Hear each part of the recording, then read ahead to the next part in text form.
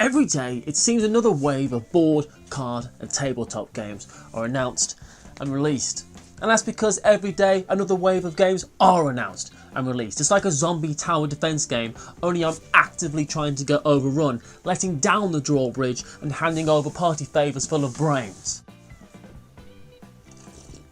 But with so many games churning across our shelves, it's inevitable that some are going to slip through the cracks. So coming up are 10 games which received some attention this past month, but we're rooting for in hopes that they don't go overlooked. These are our top 10 Underdog games. Hi, I'm Matthew June from This Game's Broken, and I'm here to share 10 games that we think deserve a little more attention. And we're starting off with, as so many top 10 lists do, number 10, which is a World War II war game that utilises chits and dice called Operation Mercury. Operation Mercury was published in 2017 by Multiman Publishing, but received a boost of online chatter when it was featured as a daily deal on an online gaming retailer's website. Multiman made me think of Multipass, which made me think of Fifth Element, which made me think of Lulu Dallas, which made me feel a certain type of way. In the game, players command divisions and manoeuvre company-sized units to fight one of the most desperate and dramatic battles of the war.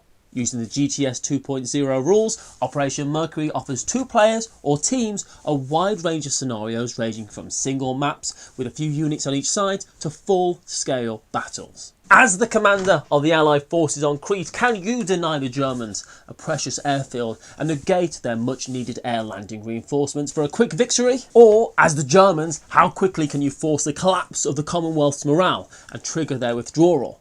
Though, they did historically start the invasion during breakfast, which, let me tell you something about the Commonwealth. We love breakfast. At number 9, we have a classic underdog story like The Mighty Ducks or the iceberg from Titanic, just there, minding its own business. Fire Tower is an abstract strategy game published in 2019 by Runaway Parade Games. Most firefighting games have a cooperative aspect with players working together to beat back the flames. But in Fire Tower, your only objective is to protect your own tower and spread the blaze towards your opponents, which is kind of like being told to make the world's nicest pie in some kind of Great British Bake Off, but then setting all the other pies on fire. Action cards allow players to alter the direction of the wind, just like in real life, and they add varying patterns of fire, water and defensive barriers for the players to navigate and overcome. A campaign for a reprint and an expansion for the game called Rising Flames successfully completed on Kickstarter early this month, raising over $200,000, and looks to be a great example of a new publisher being supported by the gaming community. If you like real-time cooperative games or pick up and deliver games or games that require you to keep track of 7 different things across the table all at once, or a chaotic concoction comprised of all 3, then the next game on this month's list might be for you. Or baseball.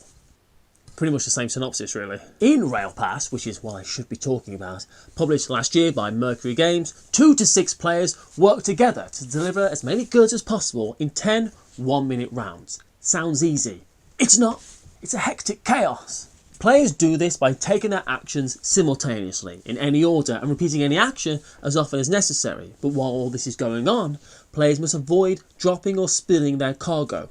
Literally, because this is a dexterity game as well. And as you pass trains, through tunnels or over bridges, cargo that falls off or is lost, or if you drop the whole train, it's gone. They're all gone. Is the void.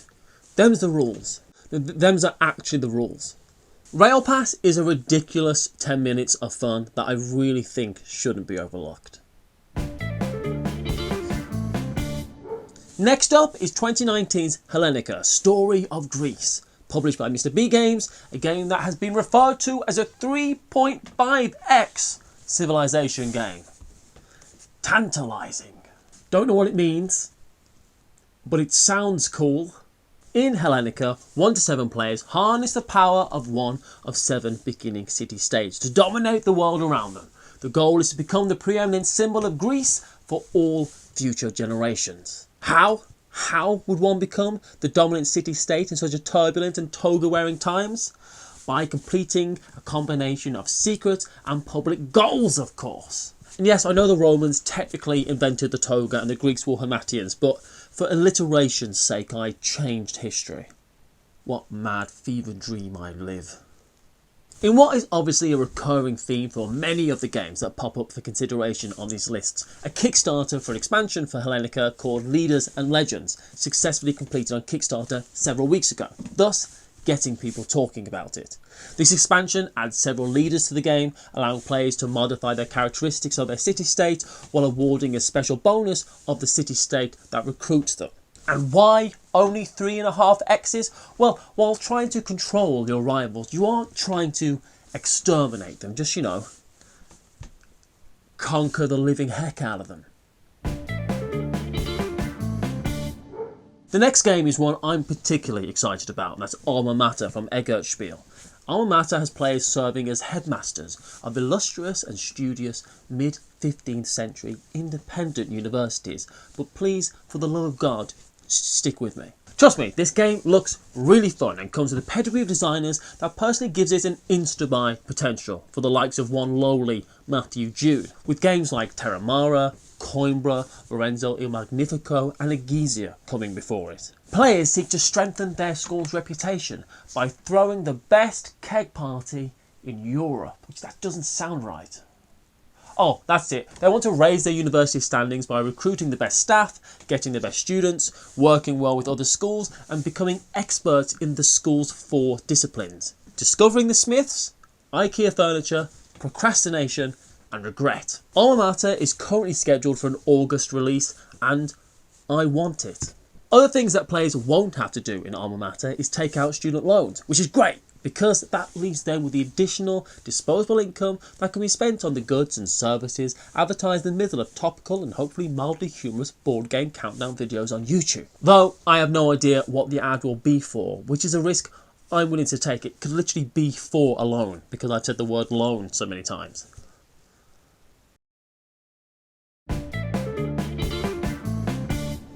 The next game that saw a slight resurgence this past month is How to Serve Man, published in 2016 by Gateway Games. Step inside the shoes of an intergalactic chef, competing against other chefs in a knockdown, no-holds-barred, tables, chairs and ladders match, first blood, last man standing, no countouts, no disqualifications match. I added a couple of those. Any wrestling fans in the house? It's an intergalactic cooking show. Game is the point I'm trying to make. The featured ingredient for this contest? It's people. Impressing the celebrity judges with your culinary prowess while making sure your ingredients don't run away is not an easy task, but one that must be mastered if you're to become the champion of Space Kitchen Stadium. How to Serve Man is a light worker placement game. Players gather resources, cook them up and combine them to create dishes to present to the judges panel to get precious points. So whether you like your people fried, boiled or blended, this game has you covered. Covered in what? You don't want to know. At number 4, we have the dice manipulation game and spiritual successor to Dice Hospital, Dice Theme Park by Alley Cat Games. Dice Theme Park is all about creating and running a custom theme park full of fairground attractions and, more importantly, getting your thrill seekers to the most rides possible. But unlike a real theme park, it's not just full of disappointment, which is nice. Dice represent the customers, with hex tiles representing the parked rides, and the game employs a unique dice cascade mechanism, which means once a customer has enjoyed a ride, their dice value is reduced, but they can still continue to enjoy more rides in the theme park until their value drops below 0, while they exit the park to finally throw up in the privacy of behind their own car. This is a deceptively intricate and rewarding puzzle of a game, something both the designers are known for with games like Sagrada and Bosk, so if this takes your fancy, look out for the upcoming Kickstarter. Next up is a way to virtually enjoy surf and sun and shark attacks this summer, and that's High Tide, published back in 2016 by Queen Games. In High Tide, each player has a deck chair which they attempt to place on the beach closer to the sea than any other player's deck chairs, therefore winning the beach. And all around will see nothing but defeat, Sounds simple enough, but be careful. This is a push your luck game, so if you take the highest number of dice, then you move closer to the water, but that water is coming in, and you don't want to end up in the ocean itself, and that is something that will happen. High Tide comes with 4 modules that I highly recommend adding into the game for sure, including collecting coins, special abilities, and yeah, avoiding sharks, which is actually something that's good in any game. Playing Suburbia, make sure you avoid sharks. It's just good advice. Landing at number 2 on our list this month is Aviation Tycoon, another game published by Mr. B Games. This one's from 2017. Watch out for sharks. In Aviation Tycoon, players buy stock in 4 airline companies as they fly passengers across various routes. When an airline route is used, that airline gets paid. When dividends are paid, those with stock get money and keep on getting money until the airline has no money left and they're just a lonely husk on a forgotten runway, like my brief and misguided fashion career. Special event cards can close airports, double payouts for using routes. Essentially, they make things more tactical to go along with the overarching strategy the players are flying around with. And there are special player cards that give each player access to unique abilities.